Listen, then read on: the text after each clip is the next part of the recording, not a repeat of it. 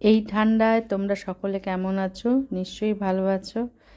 প্রচণ্ড ঠান্ডা পড়েছে আমাদের এখানে।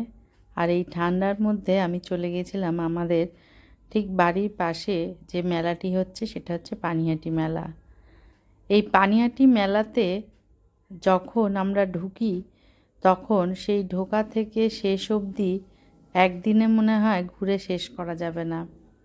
এত বড় চত্বরে এত বড় মেলা সচরাচর কোথাও দেখা যায় না।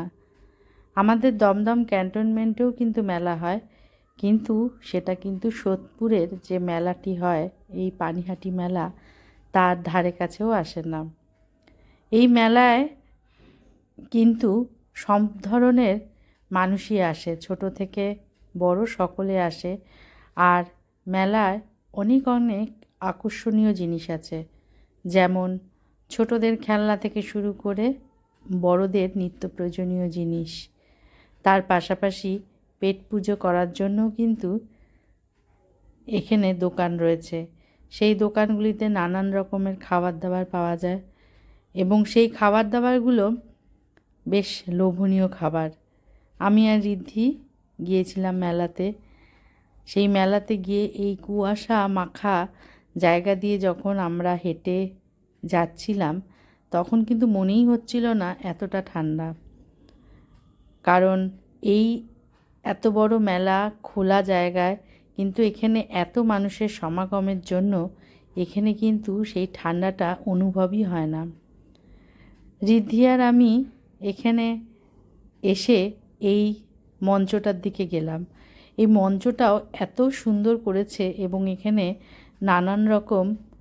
নানান গুণীজন এখানে আসছেন, এখানে গান করছে এবং এই গানের মধ্যে দিয়ে এই সন্ধ্যাটা যেন আরও আকর্ষণীয় হয়ে উঠছে।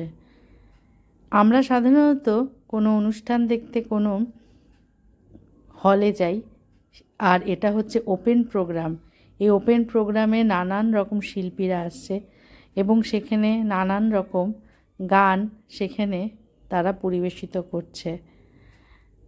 আর এই জায়গাটাতে এসে আমার এত ভালো লাগলো, কিন্তু গানগুলো দুঃখের বিষয় দিতে পারলাম না, কারণ গানগুলো দিলে অসুবিধা আছে, সেজন্য দিতে পারলাম না।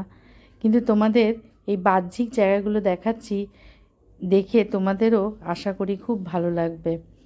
এখানে মেলাতে গেলে কোথা দিয়ে 1-2 ঘন্টা কি 3 ঘন্টা কেটে যায় সেটা যেন বোঝাই যায় না। এত সুন্দর এই মেলার সমস্ত কিছু সাজানো দেখে খুব ভালো লাগে। আমরা ছোটোবেলা থেকে এই মেলা দেখেছি। ছোটোবেলা না, আমার যখন স্কুল কলেজে পড়ি তখন থেকেই মেলাটা শুরু হয়েছে। এখন যেন আরও সুন্দর হয়ে উঠছে এই মেলা।